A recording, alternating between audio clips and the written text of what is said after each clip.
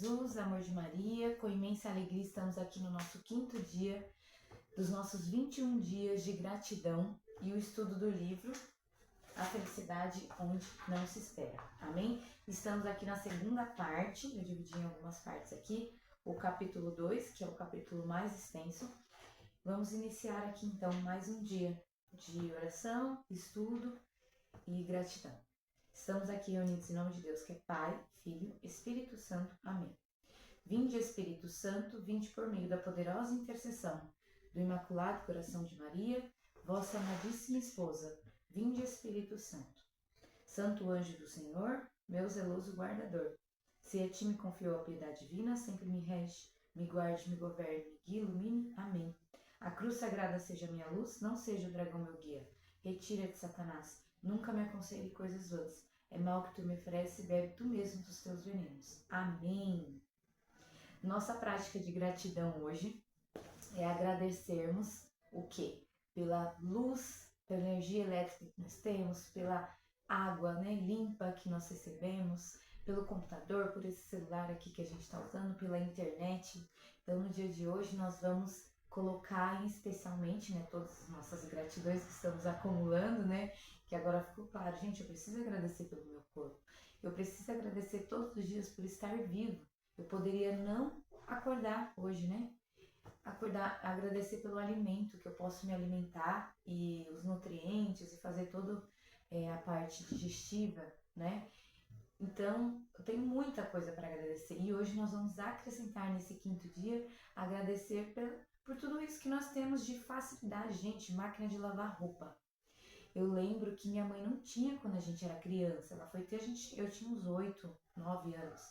Eu lembro da alegria dela, 3, né, 4, 5 pessoas na casa, e ela lavava a mão, né, e aí quando ela ganhou, ela tinha um tanquinho, e depois ela ganhou uma máquina, o quanto ela se alegrou com aquilo, né, e hoje eu tenho uma lave seca, né, nós temos micro-ondas, air fryer, e será que a gente tá grato verdadeiramente, né, a gente precisa colocar ações no nosso dia a dia pra gente lembrar, porque infelizmente não está ainda, né, na nossa prática diária.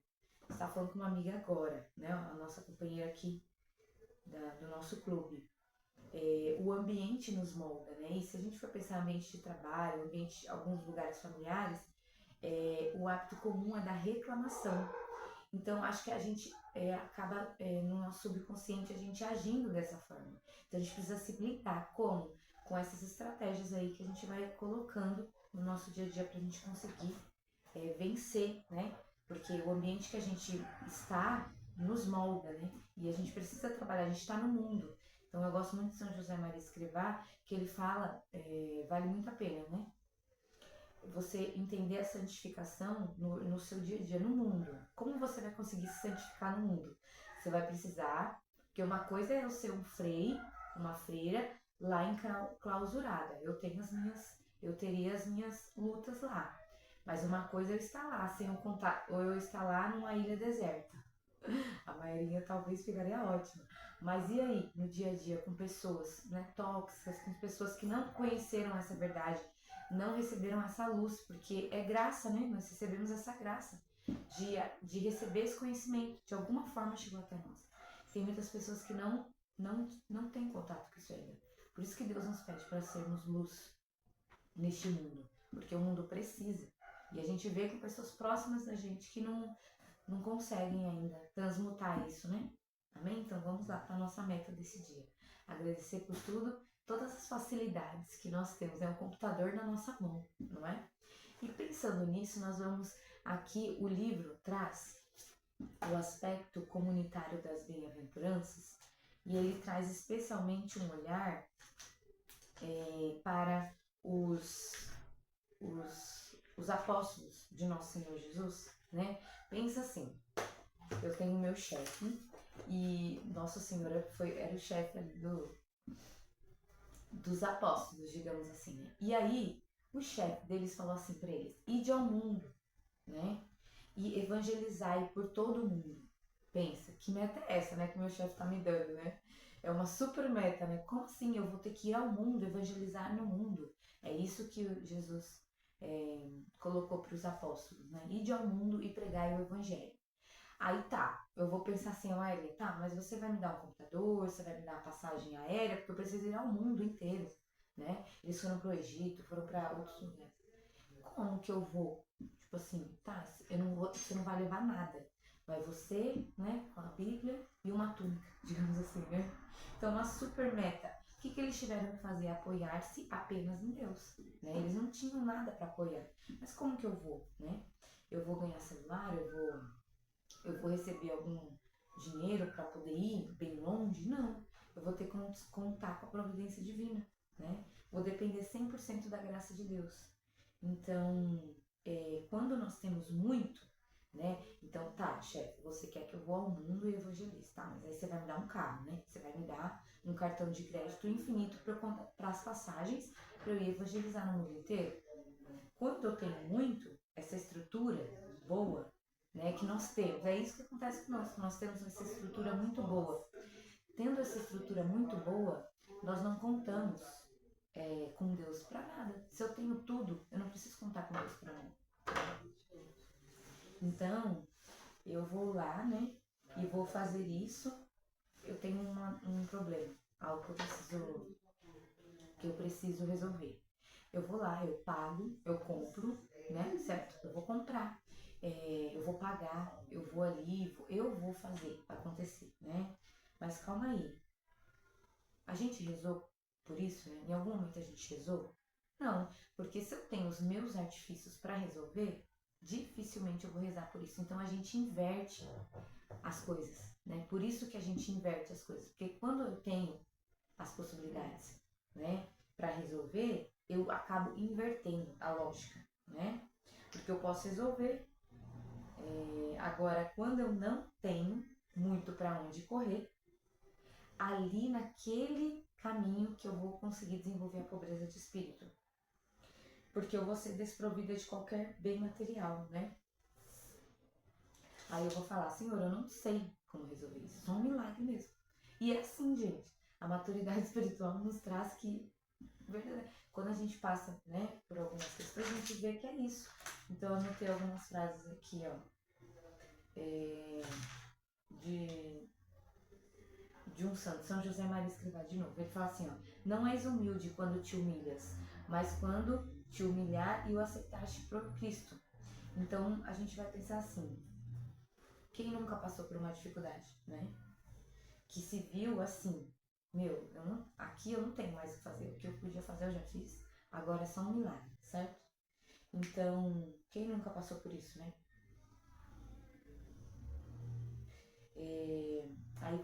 Aí vai chegar um momento que você vai ter que ir lá no sacrário e você vai falar assim, Senhor, aonde eu irei? Se só tu tens palavras de vida eterna, não me resta nada, só tu tens. Então é nesse momento que a gente experimenta a pobreza de espírito. E aí o livro, o autor traz aqui sobre Davi e Esther, sabe? Algumas relações do Antigo Testamento. Aí vamos pensar em Davi. Davi era riquíssimo. Até hoje, se você for lá, né, ouvi falar que se você for lá, naqueles países lá, eles têm Davi como assim, o poderoso, né? E aí se você pensar Davi, quando ele pecou e ele caiu em si, né? Que ele fez uma coisa muito grave, né? Com aquela mulher lá. E que teve Salomão e tudo mais, né? Que até com o pecado, onde existe o pecado, superabundou a graça, né? A gente já aprendeu isso nos Antigos Testamentos. Ele experimentou a pobreza de espírito quando ele se arrependeu do pecado dele. Aí ele viveu verdadeiramente um coração contrito, conforme o desejo de Deus. Então, quando ele se viu assim, no pecado, no nada, sem poder ter para onde mais seguir, nenhum dinheiro compraria mais aquilo que ele tinha feito de errado, aí ele descobriu que a pobreza de espírito, a rainha Esther, mesma coisa, né? Ela pediu ajuda pro rei, aí não tinha como salvar o povo, ela jejuou por 3 dias, ela fez penitência, jejum, oração, e ela falou assim, Senhor, só Deus para resolver esse problemão aqui que eu tenho, né? Então é assim, nas escrituras, no Antigo Testamento já nos ensina, né? Dica.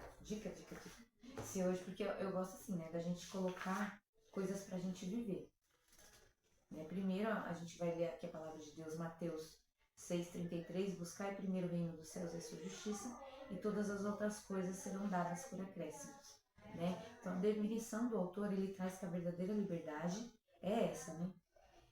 De que tudo receber de graça, então você não tem que cobrar algo, né? Então, olha aqui, ó, dica de hoje. Se a gente está passando por um desafio, uma dificuldade,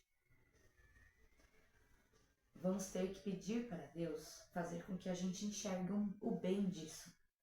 Porque justamente só assim poderemos experimentar a pobreza de espírito, certo? Porque se a gente tivesse tudo sob o nosso controle, nós jamais experimentaríamos a pobreza de espírito, que é um dom, né? É um dom que a gente vai acolher e não conquistar ele, tá? Eu recebi uma graça que eu tô rezando há anos, obrigada, Senhor. Eu acolho o que Deus me deu. Mas eu não penso assim, sabe? Eu preciso fazer algo para merecer isso. Isso é uma falácia que às vezes as pessoas, principalmente os antigos, fazem, né? Ah, você só vai conseguir isso se você merecer. Não, gente, nós não merecemos nada. Tudo receber de graças de Deus, né? Bênçãos. Obrigada, Senhor. Se Deus me deu, eu acolho. Se Deus não me deu, bendito seja o nome do Senhor. Aí encontra-se a pobreza de espírito verdadeira, né? E ele fala aqui no livro, que no Antigo Testamento, acho que na página 30 e poucos, 40, ele fala assim, ó, até anotei aqui, ó. Ele explica que os pobres do Antigo Testamento sempre estão numa situação muito dolorosa, a qual eles só podem contar com Deus, né? Então vamos levar isso para a nossa vida interior. E outra coisa, a pobreza não é só a pobreza de ser pobre de espírito, não é só pobre de coisas, tá? De algum fato, mas vai ser algo que vai provocar pouco a pouco no nosso interior uma verdadeira humildade, pequenez e abertura para Deus e confiança na sua misericórdia. Então, viver esse estado de pobreza de espírito vai nos acrescentar muitas virtudes, né? E então, se a gente pensar, a rainha Esther, ela era rica. Rei Davi, riquíssimo. Mesmo assim, eles experimentaram a pobreza de espírito, sendo ricos, porque não é sobre bens materiais, tá? É claro, se você está passando por uma pobreza material, Deus me deu, Deus tirou, bendito seja o nome do Senhor, certo? Nós precisamos pedir para Deus para que Ele nos ajude, né, a partir dos dons do Espírito Santo Santificador, nos ajude a enxergar aquilo como algo de bom. Por quê? Por que vai ser algo de bom? Porque vai transformar em mim ações verdadeiras de humildade, pequenez, abertura para Deus e confiança em sua misericórdia. Gente, a pobreza de espírito vai nos afastar ou vai nos aproximar de Deus? Vai nos aproximar de Deus. Então, muitas vezes, nós precisamos experimentar situações de falta, seja ela qual for. Você vê, a rainha Esther experimentou uma situação de falta, onde ela tinha todo o dinheiro do mundo e ela não tinha como resolver o problema dela. Ela experimentou a falta, uma pobreza de, eu não tenho o que fazer. Então, Senhor, só tu. Então ela jejuou por 3 dias, sendo rica. Ela fez penitência, jejum, oração. E ela conseguiu a graça. Então ela viu o quê? Ela cresceu o quê? Em humildade, em confiança e acessou a misericórdia de Deus. Então é isso que a pobreza de espírito que o autor quer nos trazer aqui. Essa verdadeira liberdade. Né? E outra coisa, né? Ah não, isso eu vou deixar para amanhã, porque como sempre já fiz o tempo. E aí a gente vai continuar com a terceira parte. Amém? Então hoje vamos seguir o nosso dia em agradecimento por todas as facilidades que nós temos, né? E viajar, eles tinham que ir andando, né? Por dias.